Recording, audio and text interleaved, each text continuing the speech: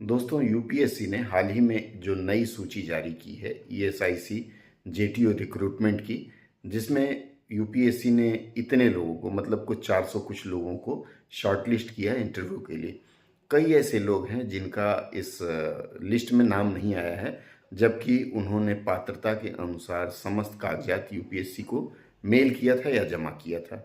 आज की पूरी चर्चा मैं उसी से संबंधित करने जा रहा हूं कि यदि आपने कागज़ भेजा है और आपका नाम रिजेक्ट लिस्ट में फिर भी आया है, तो ऐसी परिस्थिति में क्या गलती आपकी ओर से हुई, और अगर आपकी ओर से कोई गलती नहीं, कोई दिक्कत नहीं है, तो आपको क्या करना चाहिए। आइए फिर अंत तक जुड़िए हमारे साथ। अब देखिए, यूपीएससी की ये जो मोडालिटी लिखी हुई है, इसमें इन्होंने लिखा हुआ है कि रिक्रूटमेंट रूल के अनुसार जो इसेंशियल क्वालिफिकेशन दिया गया था, उसमें 1 नंबर में इन्होंने लिखा है कि मैट्रिकुलेशन और higher secondary certificate marks showing date of birth, मतलब जिसमें आपका डेट ऑफ बर्थ दिखे। अब इनके अनुसार जिन्होंने अपना सर्टिफिकेट जमा किया है जिसमें आपका डेट ऑफ बर्थ दिख रहा है, उनको इन्होंने शायद परमिट किया है। उसके बाद है कास्ट सर्टिफिकेट। कास्ट सर्टिफिकेट के लिए इन्होंने प्रिस्क्राइब्ड फॉर्मेट जारी किया था SC ST OBC के लिए अपने वेबसाइट पर, और इसमें इन्होंने लिखा है कि EWS सर्टिफिकेट भी प्रिस्क्राइब्ड फॉर्मेट में होना चाहिए था। इसमें यह भी स्पष्ट किया गया है कि 1/4/2020 के पहले जारी किए गए OBC सर्टिफिकेट को उन्होंने मान्य नहीं किया है। इसके अलावा 3 साल पुराना जिन्होंने OBC सर्टिफिकेट दिया है, उसमें नॉन क्रीमी लेयर सर्टिफिकेट जो इशू हुआ है 1/4/2020 के बाद, उसी को इन्होंने मान्य किया है। EWS सर्टिफिकेट होल्डर्स का सिर्फ एक वित्त वर्ष के लिए अर्थात 2022-23 के लिए इन्होंने मान्य किया है।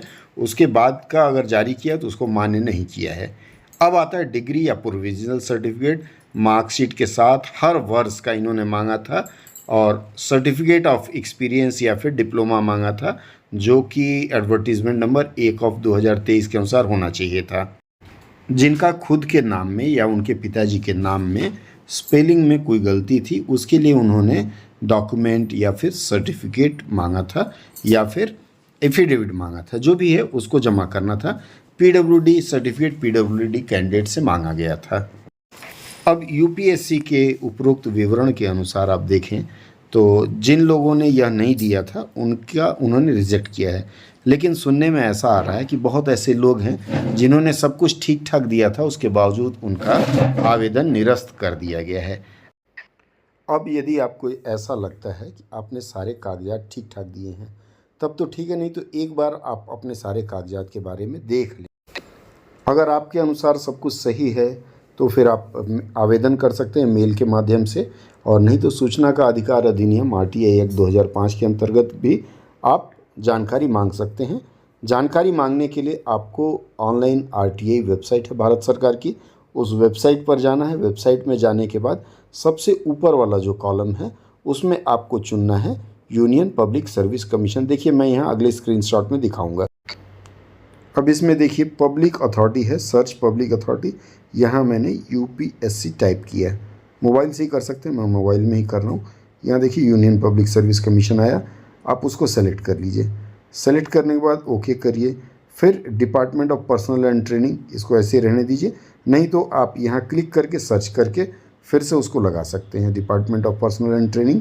और उसके बाद अगले चरण में आपको यूपीएससी लिखा हुआ ही रहेगा। ये देखिए, ये एक एक करके नीचे जाइए। अब इसके आगे आपको पता है आपको क्या करना है और कैसे करना है। यदि आप अभी भी असमंजस में हैं तो आप इस तरह से जानकारी मांगने का प्रयास करिए, हो सकता है आपको जानकारी मिल जाए। और जो लोग सफल हो चुके हैं, मतलब शॉर्ट लिस्टेड हुए हैं, उनसे आग्रह है कि तैयारी ऐसी ज़बरदस्त करें कि इंटरव्यू में सफल हों। ढेरों शुभकामना। आपके सफलता की सूचना की प्रतीक्षा रहेगी।